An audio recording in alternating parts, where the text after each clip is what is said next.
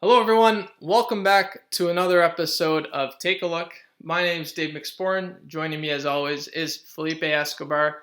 And today we welcome very special guest Gabe Mastromatteo. Welcome, Thank Gabe. you So, very much.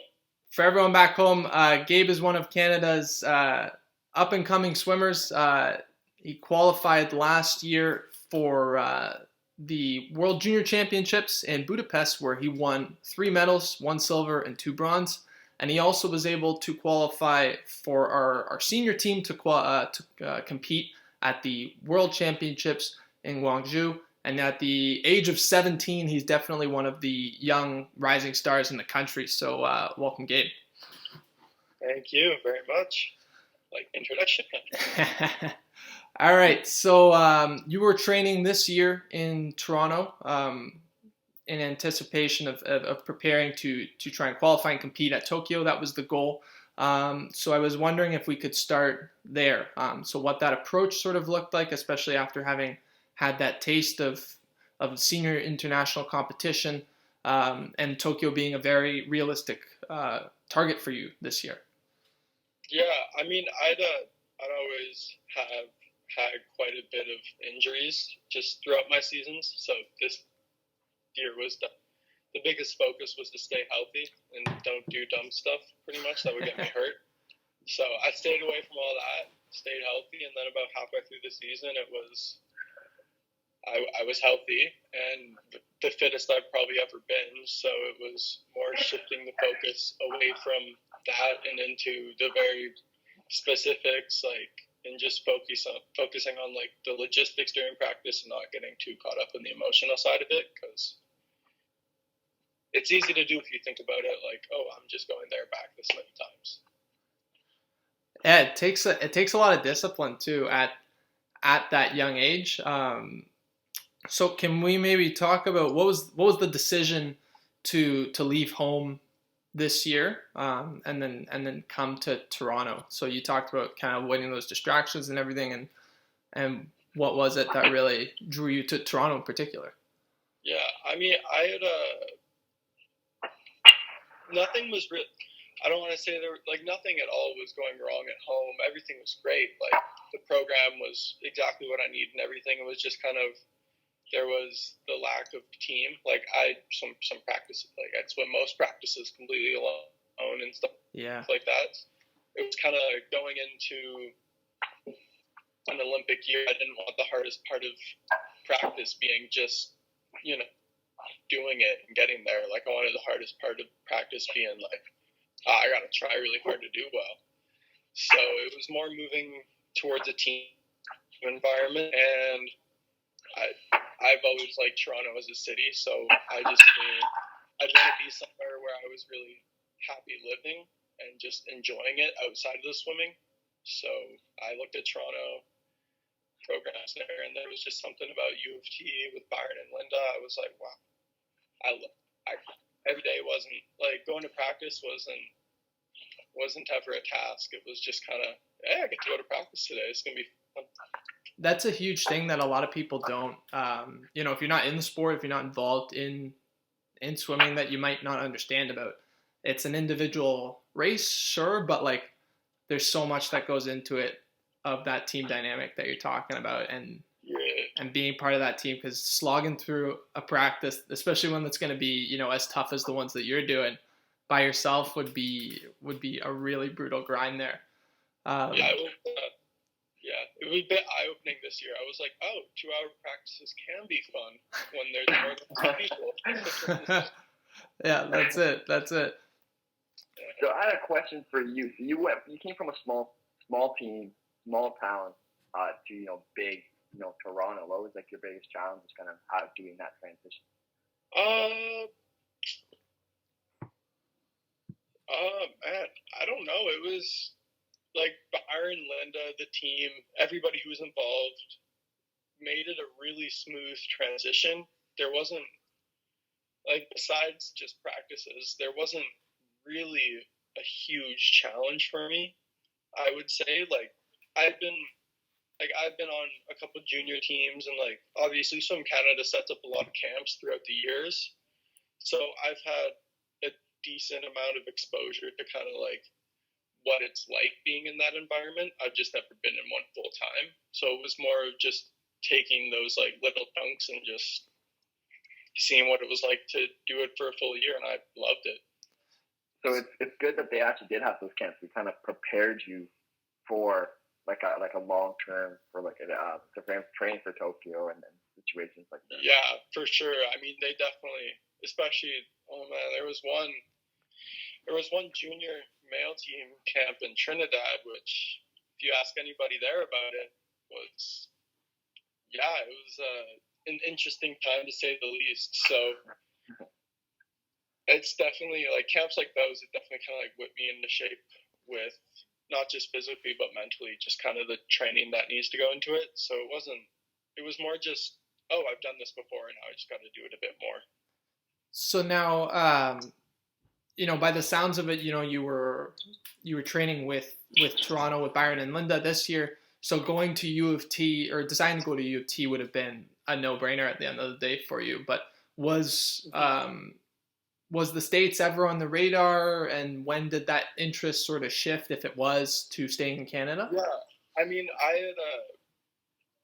it definitely was. Like, I had taken some visits, I had done everything. I was really intrigued in the States and stuff, and like obviously like great programming down there, amazing schools, but to me, I've always, I don't know, like just being from a small club, small town, and still seeing success out of there, I've kind of noticed throughout my whole life, and just with other stuff, it's not one size fits all, whereas each person's going to have a program that fits them the best, a situation that fits them the best.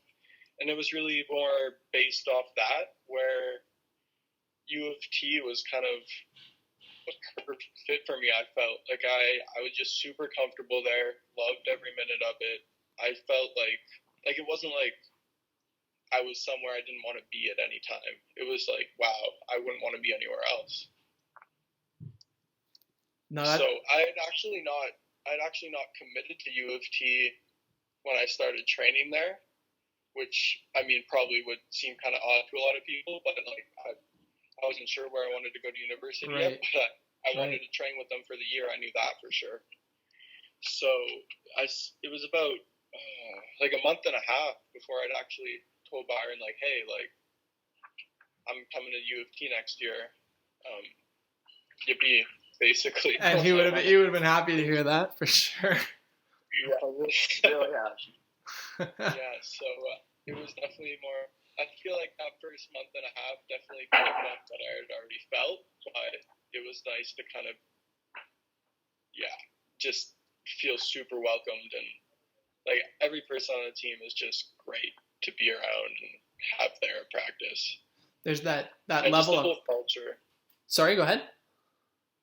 And like the whole culture of University of Toronto and the U of T team, like academics were very important to me. I care a lot about my life outside of swimming and what's going to come after it. So I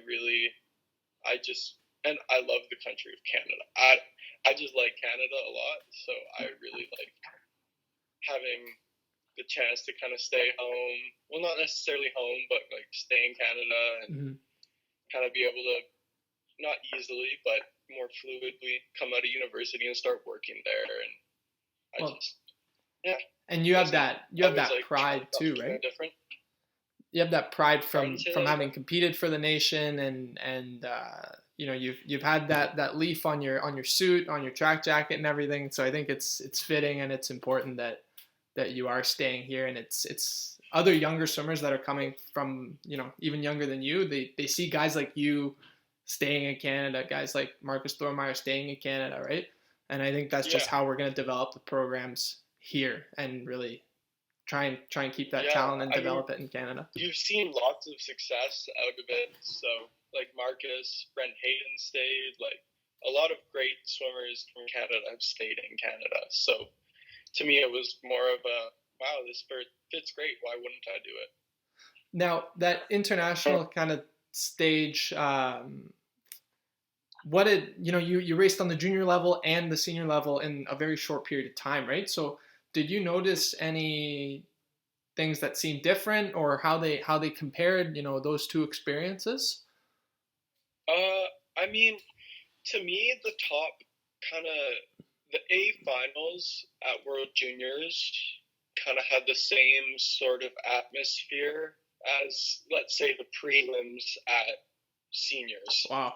It was kind of well, not in like the crowd kind of gesture, just kind of the tightness of the racing, basically. Like, it was at the senior level, it was like everybody was just switched on. Like, nobody was really there to not swim fast. Whereas kind of at the junior level, there's still that half of the teams there are really swimming super fast, and then a couple of the teams are there are just like, they're great at swimming, but they're kind of not. There's still the gap. Right. I find at the junior level, even at that top junior level, there's still the gap between the top and the rest. Whereas at the senior level, it's like, I mean, besides Adam Peaty, there's the top, and then the next 16 people who could also be at the top. Yeah, no, that's an interesting observation there. Felipe, were you going to say something before I'd ask that? Yeah. So now that you've kind of seen swimmers like Kylie Mass going into that international level, going to Worlds, get those world records, and be at USP, right? Does that kind of mentality also help you decide to go to USP and compete at the international level as well? Yeah, I mean, if you look at just Byron and Linda's like track record of like swimmers they've had, it's impressive as hell. So seeing Kylie, like, when was it? When she went the 58 low, it was like, whoa, yeah, that's really fast. And it's like she stayed here. She's from Windsor, like, well, LaSalle, small town and stuff. So I was like, wow, it's all right. It's more than doable. So I could, yeah, it just was an easy fit. Have you just out of curiosity, because we have a lot of swimmers that watch us and are part of our immediate community. Did you sort of alter your stroke at all, or anything as of recently? Sort of when you hit that success, when you started to really rise in the ranks there. What was there a switch, like something all of a sudden, or? Yeah, it was. I think it was more. I focused a lot. I definitely switched up my stroke, just because. Why wouldn't I? It's like I don't. To me, it's always, if you don't have, like, the simplest thing to go fast is great technique. Like, you could be weak as hell, no training, but if you have great technique, you'll move through the water well. Right. So to me, it's always been, if I can't get the great technique, why even train the rest of it?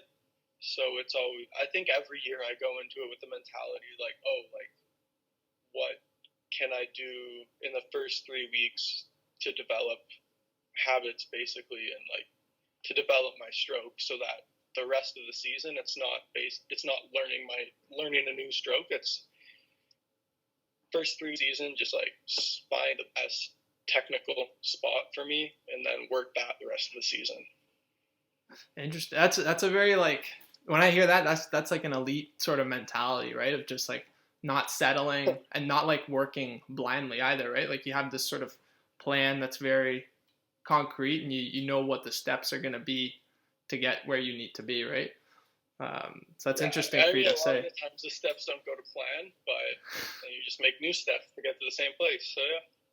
So, speaking of steps not really going to plan, how does this postponement alter your approach now that you have, another calendar year to prepare for Tokyo?